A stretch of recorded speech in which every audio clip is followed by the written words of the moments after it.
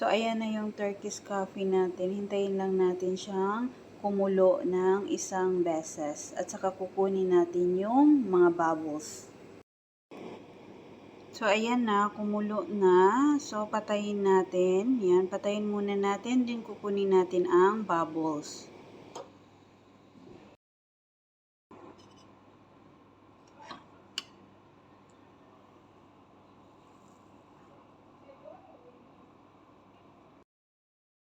Pag natanggal na natin lahat ng mga bubbles, pakuluan ulit natin ang ating Turkish coffee.